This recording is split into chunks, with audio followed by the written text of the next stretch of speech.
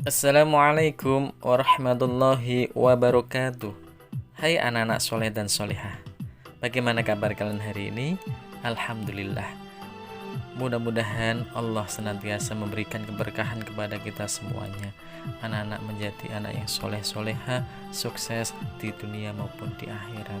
Marilah kita panjatkan puji syukur kehadirat Allah Subhanahu wa Ta'ala atas segala limpahan rahmat, taufik, hidayah, nikmat dan inayahnya, sehingga pada kesempatan hari ini kita bisa bersama-sama memperingati Isra dan Mi'raj Nabi Muhammad SAW. Yang kedua, salawat dan salam marilah kita kirimkan kepada baginda Nabi Agung, Nabi besar Muhammad SAW. Mudah-mudahan dengan kita selalu berusaha untuk meneladani akhlak-akhlaknya, berusaha untuk istiqomah bersolawat kepadanya, dan insya Allah kita semuanya akan termasuk umat-umatnya yang beruntung, yang akan mendapatkan syafaat besok di hari kiamat. Amin amin ya robbal alamin. Anak-anak, tidak terasa bulan Rajab sudah mau habis. Padahal di dalam bulan Rajab itu ada sebuah peristiwa yang agung, peristiwa yang suci, yang besar, yang bersejarah. Tidak lain adalah peristiwa Isra dan Mi'raj Nabi Muhammad SAW. Tahukah anak-anak apa itu Isra dan Mi'raj? Tahukah anak-anak kenapa Allah memberikan Isra Mi'raj kepada Nabi Muhammad SAW? Alhamdulillah, ada sebagian dari anak-anak sudah tahu, ada yang lupa, ada yang belum tahu. Marilah kita bersama-sama mengkaji, mengetahui apa isi dari Isra dan Mi'raj itu, apa pengertian Isra Mi'raj itu, apa hikmah Isra Mi'raj itu. Anak-anak yang soleh dan solehah, siapa sih yang tidak tahu tentang peristiwa mulia Isra Mi'raj? Hampir semuanya, bahkan seluruh kaum muslim tahu tentang kejadian bersejarah ini. Anak-anak, peristiwa Isra Mi'raj menjadi hadiah atau hiburan yang diberikan Allah kepada Nabi Muhammad SAW. Kenapa Allah memberikan hadiah kepada Nabi Muhammad SAW berupa Isra dan Mi'raj? Karena waktu itu Nabi Muhammad SAW kehilangan dua orang yang sangat dicintainya. Yang pertama, istri yang sangat dicintainya, yaitu Sayyidatina Khadijah, meninggal dunia. Kemudian yang kedua adalah pamannya yang sangat dihormatinya, yang selalu membela Rasulullah ketika berdakwah, juga meninggal. Jadi ada dua orang yang sangat dicintainya meninggalkan Nabi Muhammad SAW untuk selama-lamanya. Maka peristiwa itu dinamakan tahun kesedihan atau Yaumul Hazan. Peristiwa Isra secara singkat adalah pada suatu malam Rasulullah SAW didatangi oleh malaikat Jibril dan kendaraan buruk yang kecepatannya satu langkah lebih cepat dan sejauh mata memandang. Rasulullah pun menuju ke sumur air Zam-Zam. Di sana malaikat Jibril membelah dada Nabi Muhammad SAW dan mensucikan hati beliau menggunakan air Zam-Zam. Dan setelah itu Rasulullah pun melanjutkan perjalanannya menuju Masjidil Aqsa di kota Syam dengan mengendarai buruk bersama dengan malaikat Jibril. Di dalam perjalanannya, Nabi Muhammad SAW melihat pemandangan yang sangat indah yang belum pernah beliau lihat sebelumnya.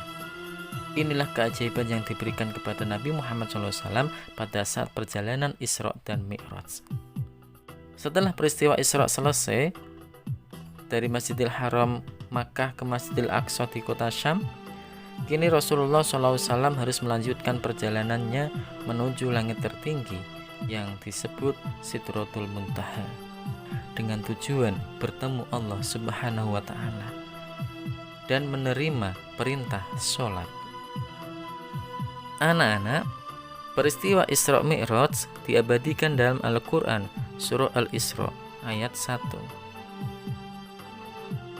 yang berbunyi, Bismillahirrahmanirrahim. Subhanalladzi asra bi'abdihi laylam minal masjidil haram ilal masjidil aqsa alladzi barakna haulahu linuriyahu min ayatina innahu huwas samiul basir.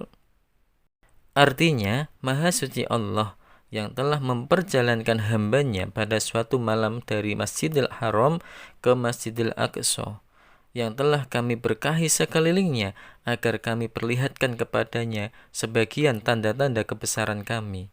Sesungguhnya Dia adalah Maha mendengar lagi Maha melihat. Anak-anak, dalam perjalanan suci Nabi Muhammad SAW menembus langit ke-7 atau Sidratul Muntaha dalam semalam dengan mengendarai buruk bersama dengan malaikat Jibril. Kemudian malaikat Jibril membawa Nabi Muhammad SAW naik ke langit yang pertama, yaitu langit dunia. Anak-anak, malaikat Jibril mengetuk pintu langit tersebut. Ketika pintu dibuka, bertemulah Nabi Muhammad SAW dengan Nabi Adam, Nabi yang pertama kali, manusia pertama yang diciptakan Allah Subhanahu wa Ta'ala. Kemudian Nabi Adam menyambut kedatangannya dan mendoakan kebaikan untuk Nabi Muhammad SAW. Setelah dari langit pertama, Nabi Muhammad SAW melanjutkan ke langit kedua. Anak-anak, Nabi Muhammad SAW bertemu dengan Nabi Yahya dan Nabi Isa. Kedua Nabi tersebut juga memberikan salam kepada Nabi Muhammad dan keduanya mendoakan kebaikan untuk Nabi Muhammad SAW. Kemudian dilanjutkan lagi naik ke langit yang ketiga. Anak-anak, di langit ketiga Nabi Muhammad SAW dipertemukan dengan Nabi Yusuf, dan Nabi Yusuf juga menyambut kedatangannya lalu mendoakan kebaikan kepada Nabi Muhammad SAW. Setelah dari langit ketiga, Nabi Muhammad SAW naik lagi sampai langit keempat. Di sana Nabi Muhammad SAW bertemu dengan Nabi Idris alaihissalam. Nabi Idris pun menyambut dengan bahagia dan mendoakan kebaikan untuk dirinya. Kemudian malaikat Jibril membawa Nabi Muhammad SAW ke langit yang kelima. Di sana Nabi Muhammad SAW bertemu dengan Nabi Harun alaihissalam. Sama yang disampaikan, Nabi Harun juga menyambut kedatangannya dan mendoakan kebaikan untuk dirinya. Kemudian dilanjutkan ke langit yang keenam. Di langit yang keenam Nabi Muhammad SAW bertemu dengan Nabi Musa alaihissalam. Setelah itu ke langit yang ketujuh. Di langit yang ketujuh Nabi Muhammad SAW bertemu dengan Nabi Ibrahim alaihissalam. Kemudian malaikat Jibril membawa Nabi Muhammad SAW naik ke Sidratul Muntaha. Disitulah Nabi Muhammad SAW bertemu dengan Allah Subhanahu wa Ta'ala dan mendapatkan hadiah, mendapatkan perintah sholat. Mendapatkan apa, anak-anak? Mendapatkan perintah sholat. Berapa kira-kira sholatnya yang diperintahkan itu, anak-anak? 5 waktu? Bukan, tapi 50 waktu, anak-anak. Coba dibayangkan, anak-anak, sholat 50 waktu sehari semalam. Apakah anak-anak bisa? Tidak bisa. Karena apa? Setelah sholat istirahat sebentar, sholat lagi, ya kan? Habis qomat, adzan lagi. Karena apa? 50 waktu sehari semalam, anak-anak. Setelah mendapatkan wahyu perintah untuk melaksanakan sholat 50 waktu, Nabi Muhammad SAW beserta malaikat Jibril turun sampailah ke langit yang keenam.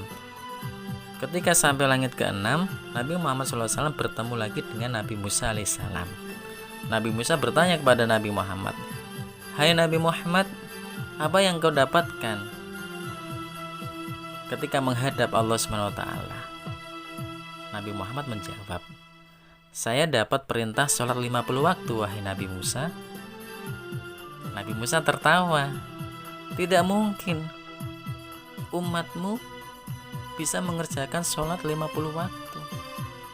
Naiklah ke atas lagi, bertemu dengan Allah SWT, mintalah keringanan, mintalah diskon, jangan 50 waktu, minta dikurangi. Kemudian Nabi Muhammad naik lagi ke atas, naik lagi ke Sidratul Muntaha untuk menemui Allah Subhanahu wa taala. Setelah itu mendapatkan diskon, sampailah perintah sholat 5 waktu. Anak-anakku yang soleh dan solehah, itulah sedikit kisah peristiwa Isra dan Mi'raj Nabi Muhammad SAW. Mulai dari perjalanan malam dari Masjidil Haram ke Masjidil Aqsa, kemudian perjalanan malam naik ke atas ke langit ke-7 dan menghasilkan perintah sholat. Mudah-mudahan bermanfaat buat kita semuanya. Semoga dengan peringatan Isra Mi'raj Nabi Muhammad SAW yang selalu diperingati setiap tanggal 27 Rajab menambah keimanan kita kepada Allah Subhanahu wa taala. Mudah-mudahan anak-anak yang belum sholat 5 waktu bisa segera sholat 5 waktu, dan sholatnya harus dengan baik dan khusyuk. Dan yang sudah biasa melaksanakan sholat 5 waktu, memperbaiki kualitas dari sholat 5 waktu itu, zuhur, asar, maghrib, isya, dan subuh. Dan buat semuanya, mudah-mudahan dapat membuka jalan amal-amal kita diterima oleh Allah Subhanahu wa taala. Marilah kita akhiri dengan membaca hamdalah bersama-sama. Alhamdulillahirabbil alamin. Wassalamualaikum warahmatullahi wabarakatuh.